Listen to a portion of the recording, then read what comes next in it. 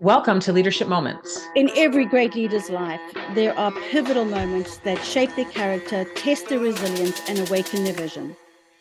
Together, we'll uncover the invaluable lessons hidden within these transformative moments. Today, our guest is Yves Sandfort. He is the founder of ComDivision, which is a global organization based out of Münster, Germany.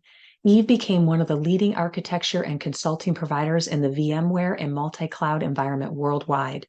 He also advises medium-sized to large enterprises on sales, product development, and the operations of IT services in the cloud environment.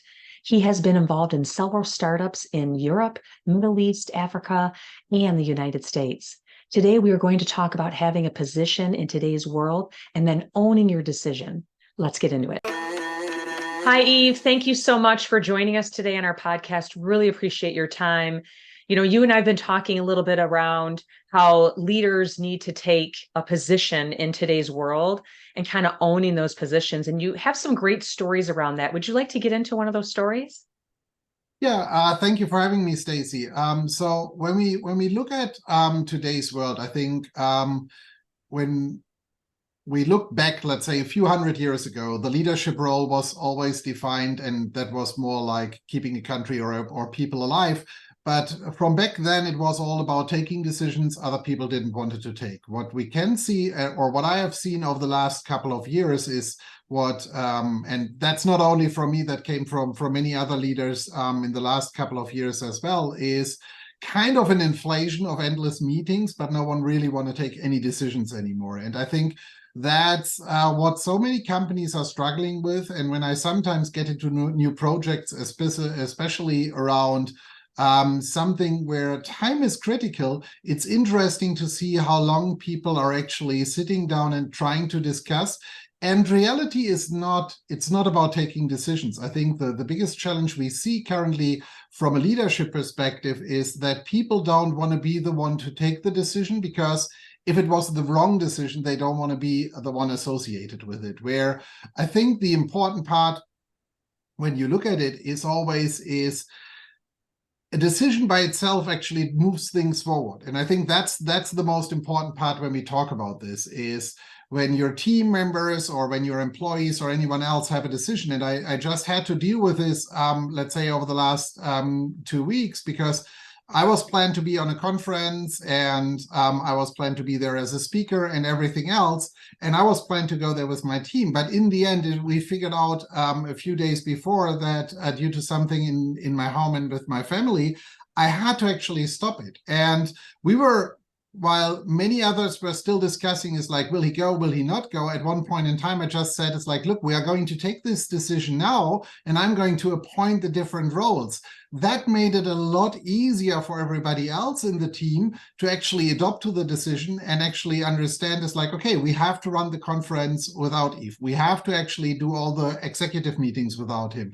So they could actually align to it. The longer you wait, if I would have waited, instead of telling it everybody that it's a highest chance by already Thursday or Friday, if I would have waited until Sunday, potentially half an hour before the first meeting happens, and just call someone and say, it's like, oh, look, I'm not coming. It's like, that makes it uncomfortable for them. That makes it uncomfortable for everybody else. And it makes it very hard to prepare for that. And that is, when you look at the decision-taking process in general, it's like, that's one part of the role as a leader. One thing is to listen to people, to actually absorb as much information as we can. And there are tons of books and discussions lately around is that leaders shouldn't be talking that much. They should actually listen much more.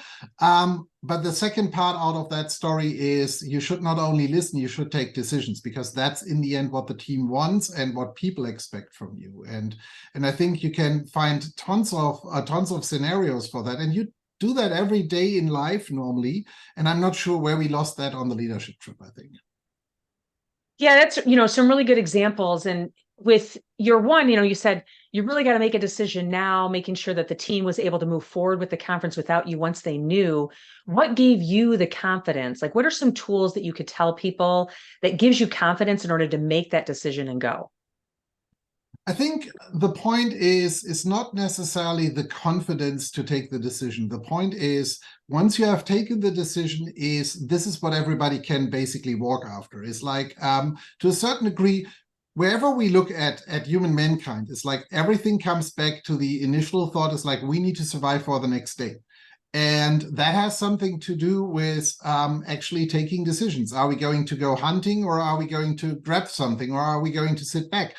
And in the end, as funny as it always is, it always comes back to some basic rules in life. And when you have the confidence to take the decision, the most important part for your team is very often that you stand behind that decision, that you took the decision and that it was basically your decision. And even if someone from my team comes to me and actually takes a position and actually says, it's like, look, we need to take that decision for the customer, and we need to take a decision on a complicated project. And we, at least here in ComDivision, is like 80 or 90% of initial customer projects we get is firefighting projects. It's projects which have fallen apart by someone else, which have run against the wall somewhere, which are completely behind timelines.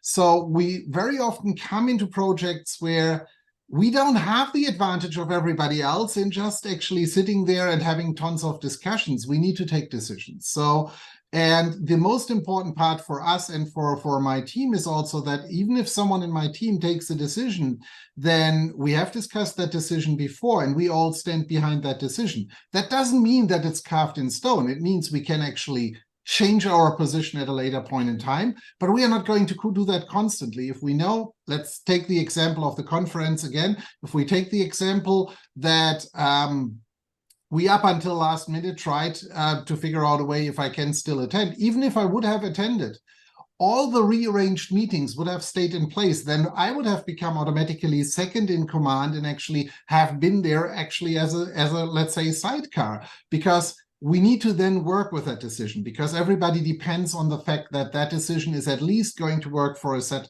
of days.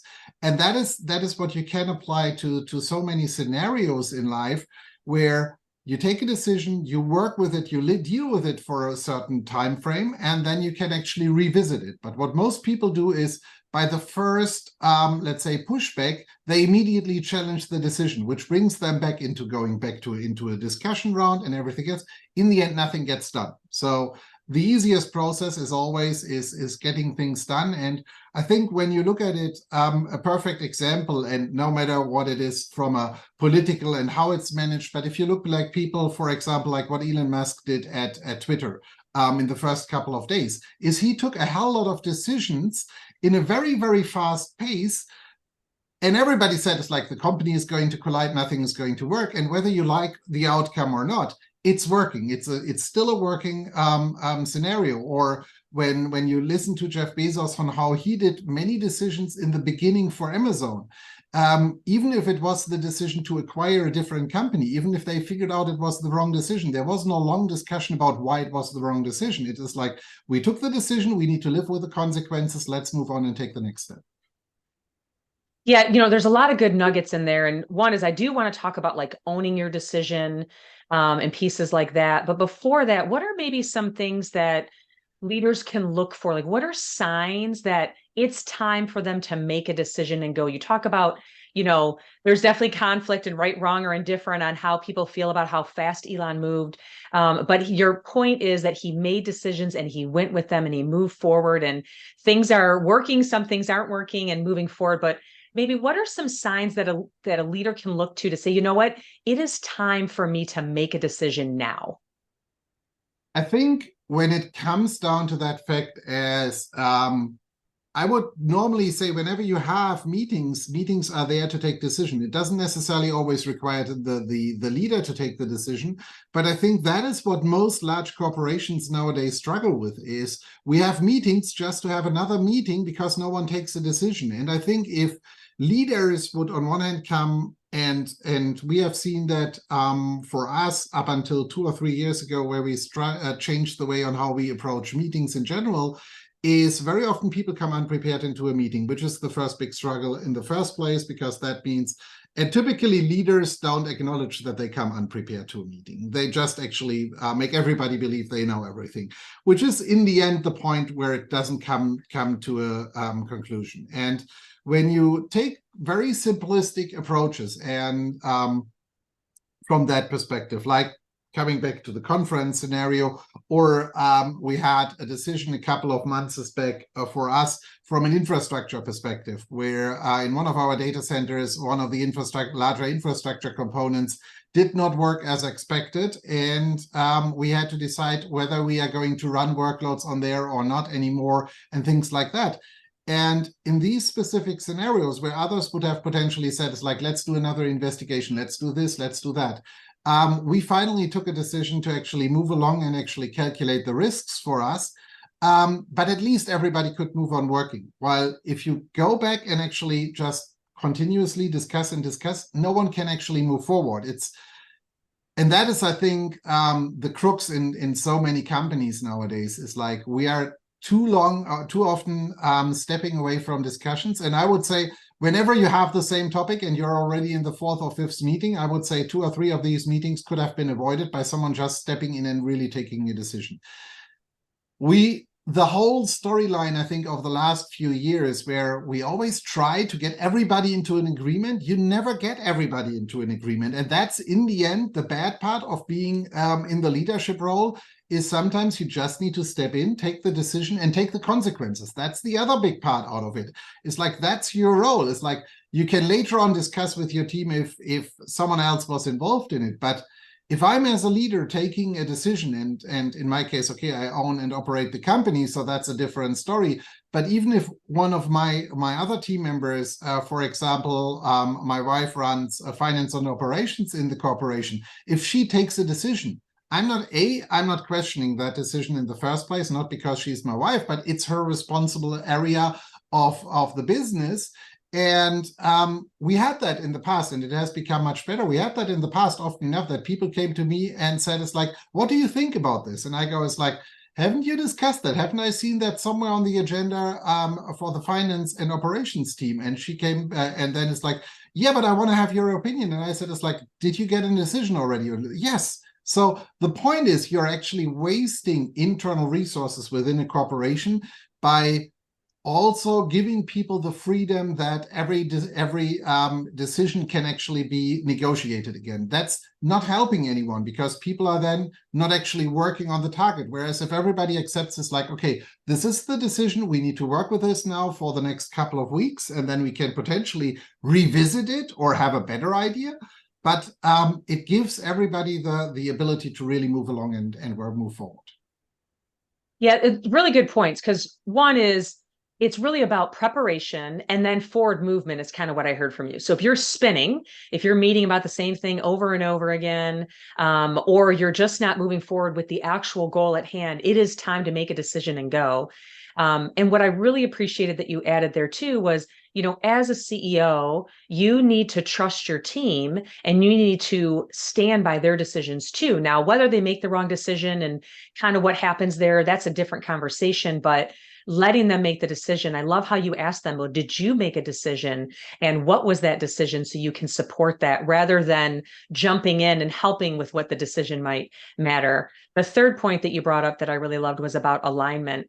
And you're right. We all try to work on getting aligned all the time. And not that you shouldn't do that, but at the same time, there's a point that you just have to move forward. And, that kind of goes back to the spinning and moving around. The next thing I'd like to talk about, because you mentioned it a couple of times, is about owning your decision, and whether that, goes good or bad, and making sure that, you are the one standing there saying, yep, I made this decision, right, wrong, or indifferent. You want to talk a little bit about that, and kind of maybe you have a story around it, but also like how leaders can work through that, even if it is like the wrong decision? I think the first question is always like, when do you really know if it's the wrong decision? It's like, if it's at this little second, it might look like the wrong decision. And for example, in the past, where in our companies, where sometimes based on the fact that we do so many firefighting projects and firefighting engagements where people just come with problems where everybody else has run away from it already, is sometimes the initial decision to go down a certain path might look like the wrong decision. 2 months later, you figure out that it was the perfect decision because it actually unveiled 3, 4, 5 other problems which could then be solved, which otherwise would have bitten you at a later point in time. So I would always argue is that taking no decision is the wrong decision in the first place. Any other decision, you never know what's going to be the next outcome or the next step out of it. Owning the decision, the important part out of it, and is to really be there and actually stick to your decision in the first place. So, for example, we try to nail down every kind of decision which is being taken in one of our internal note systems within the company. The reason for that is that also reduces the complete discussion of whose decision was it. It's like there is no decision and no point in it because someone has taken the decision, someone has noted down the decision, and that also gives everybody else the reference point to actually go back and says like, yeah, but this is where we documented it. It's like things, for example, where about a year ago or something, we had discussions internally about how we deal with certain types of expenses and similar things. And in the end, it was a team decision that the team overall decided is like, okay, whoever doesn't actually claim their expenses within 2 weeks might risk that they don't get it anymore. The consequences were clear for the team. Trust me, 4 weeks later, some people couldn't remember that we actually ever took that decision in the first place when they figured out that they forgot to submit their expenses.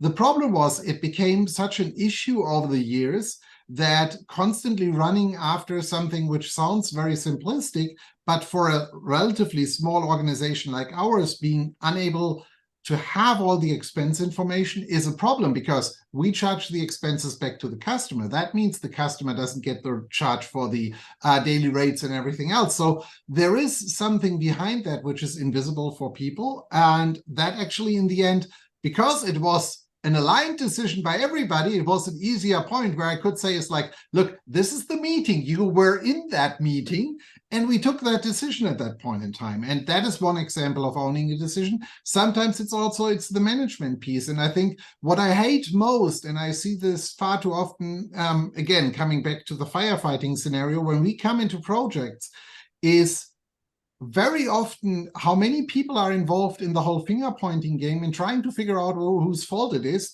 It's like, I'm not sure how often we have to say in early starts of projects, is like, we are not here to figure out whose fault it is and who's liable or anything else. It's like, we are here to solve a problem, period. And let's not actually, I don't care who actually took the decision. There is a decision. There is a position we are in. We need to move forward from where we are.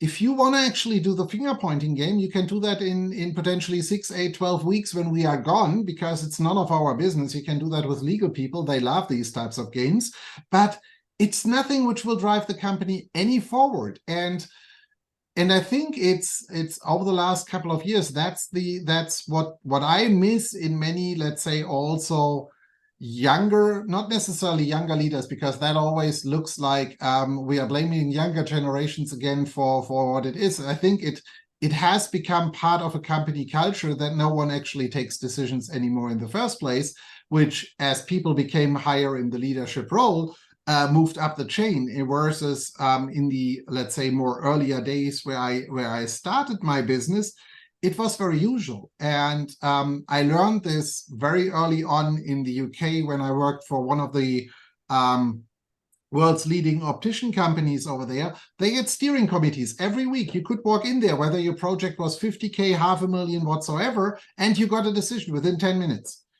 You might not like the decision, but you get a decision. It was not about weeks of discussion. It was getting a decision, getting things done and moving on. And it was never questioned again. It might have been the wrong decision. We have also back then, we had projects which walked against the wall.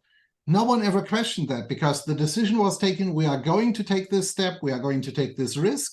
There is this and that of an outcome perspective. And that's sometimes what I also like more when I look at it more from a culture perspective, when you look at all the different territories around the globe, this is something which you see far more on the US perspective, where US leaders in many cases are far more willing to take a risk in just actually saying it's like, but we are going to go down this path now.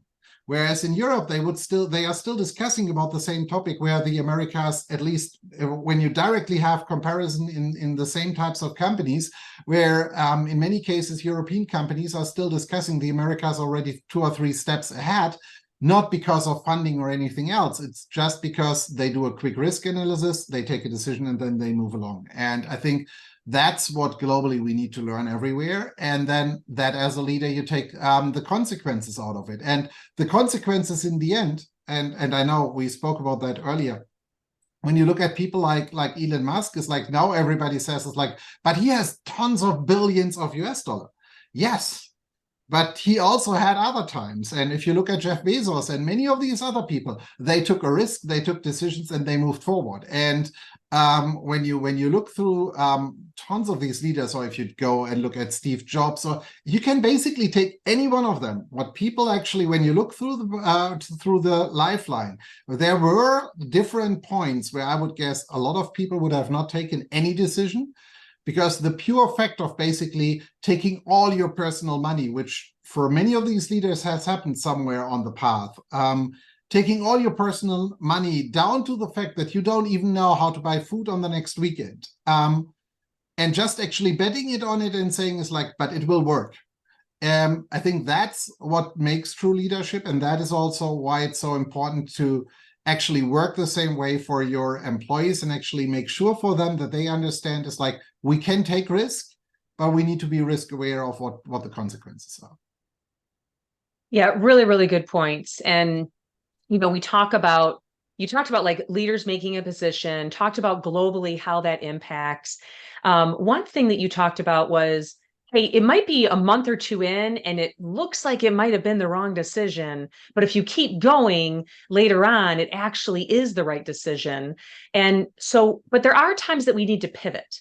And so what are some things, you know, that maybe you have done or you've seen other leaders successfully do, that when they make a decision, knowing when to pivot and knowing when to continue charging forward with the first decision? I think, again, it comes down to the whole point of wrong versus right decision in the first place. When you talk to people, especially not necessarily also from an engineering background, but especially from a classic engineering background, many people will tell you is it was not the wrong decision. We at least learned that that was not the way on how it works.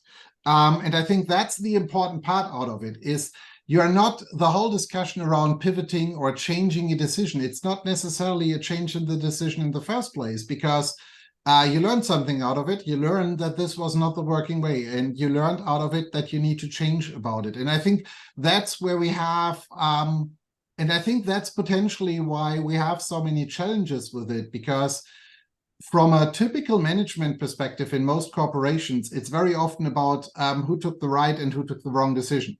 Whereas if you take the whole discussion about right and wrong out of it and actually bring it back to the point of we learned that this is not the way how it works for our company, and now we actually adjust it in a way that it works for our company, is a completely different story. Because in the end, if you would have not taken either or decision, you would not even know that this one was the wrong one and it didn't work out in the first place, because you would still be discussing. So you learn something valuable out of it all the time. And I think that's the important part.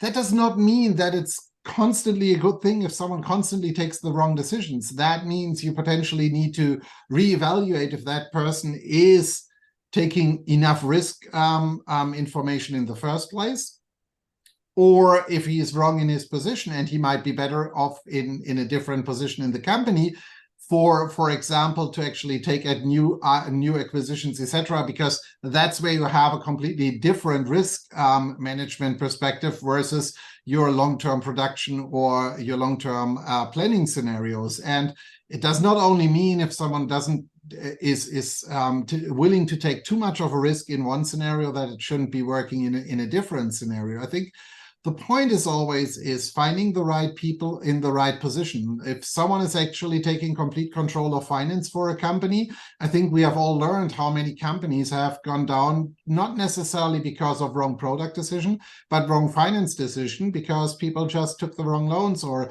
when we look back, especially as I'm a lot in the Bay Area as well, it's not that long ago that we had the whole Silicon Valley Bank discussion where in the end, tons of people knew that it was the wrong decision to take all the money into that one bank. Interesting enough, before that, every startup and everybody else was using that bank. And everybody learned out of it. And the majority of the people when you look at it now and shortly after it, I spoke to several startups down there, and the learning lesson for many of them is like, no, many of them were not talking about the fact that it was the wrong decision. Many of them were talking about the fact, look, what we learned out of this is we need to diversify. We need to have our funds across multiple different banks, potentially different geographic regions, because it's too much of a high risk to have everything in one bucket.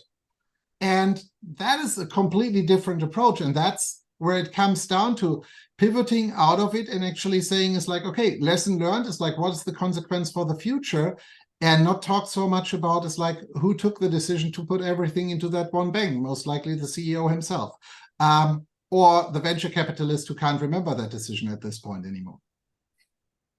Yeah, really good points. And, it kind of goes back to the famous line of, when creating the light bulb, like there's so many ways that we learned like not to do it and how not to do it. And, there's risk involved, obviously, as a company, and we need to evaluate that. But I think what I'm hearing from you is we are going to fail. It's going to happen. We're going to make wrong decisions, and we need to learn from them. We need to understand, and we need to really look at high metrics and say, okay, well, how are we doing with this decision? Is it moving us toward the goal? And that way we kind of know when to pivot or when to keep charging forward and trying that. So really, really good points. Appreciate that so much. And there's that sound that we just heard. That's the sound that we go to the fun questions that we have. So these are just some questions to get to know you, Yves, as who you are as an individual. So are you ready for the questions? I'm ready. All right, great. The first question we have is, what is your favorite hobby and how did you get into it?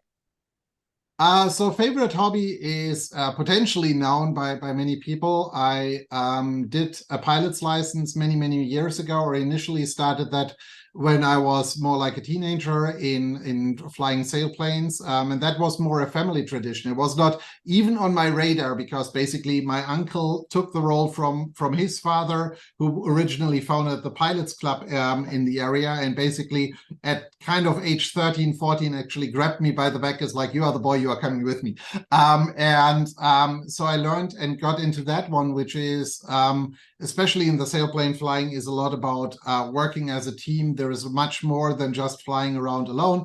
Nowadays, I'm flying around in a single engine plane. That's a different story, but it also perfectly leans back to the whole story of just taking decisions, because in the end, as a pilot, you have to constantly take decisions. And when you look at evaluation systems and everything else for pilots, a lot of that is about just taking decisions. One of the things, for example, for the plane which I'm flying, which is one of the rare ones, which is completely equipped with a parachute system which can bring the complete plane down, is one of the first things which constantly gets hammered into your brain from the instructors is like, you have to have your decision altitude. At that altitude, no matter how good you think you are as a pilot, you're going to actually pull that plug, and you're actually going to sit back for the next 60 to 90 seconds.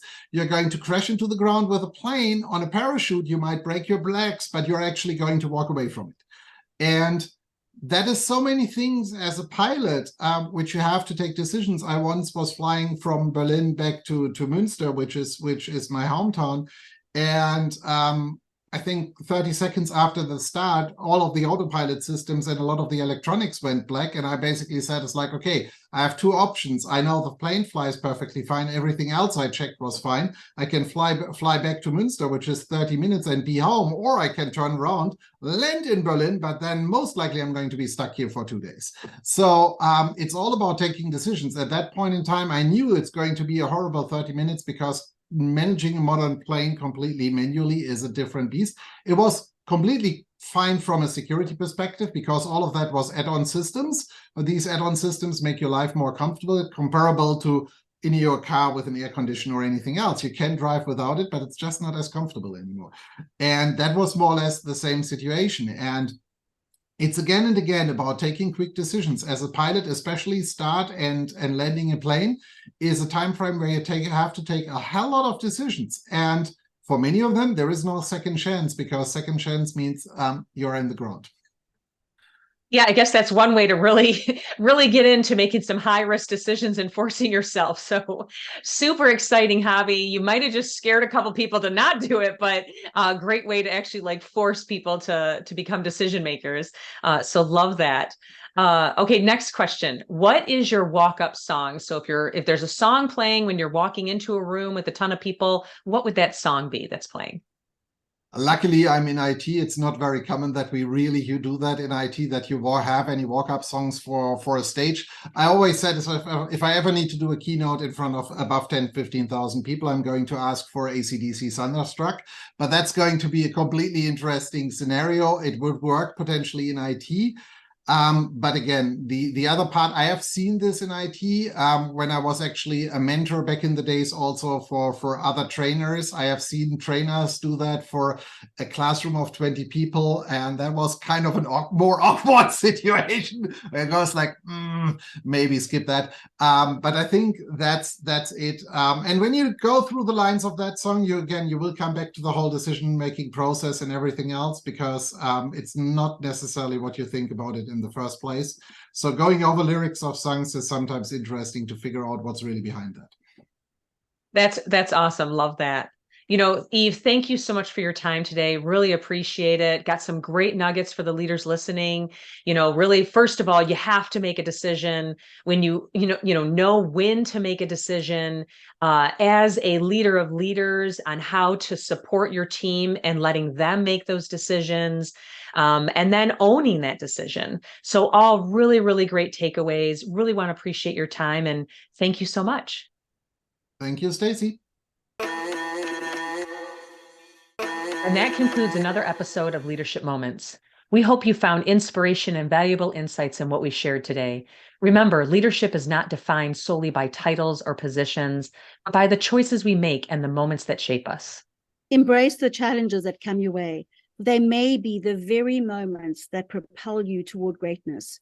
We'd love to hear your thoughts and stories as well.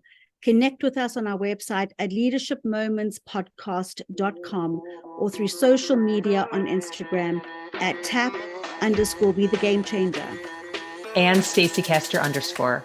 Remember, your leadership moment could be just around the corner waiting for you to seize it. This is Stacy Caster, and what doesn't challenge you won't change you.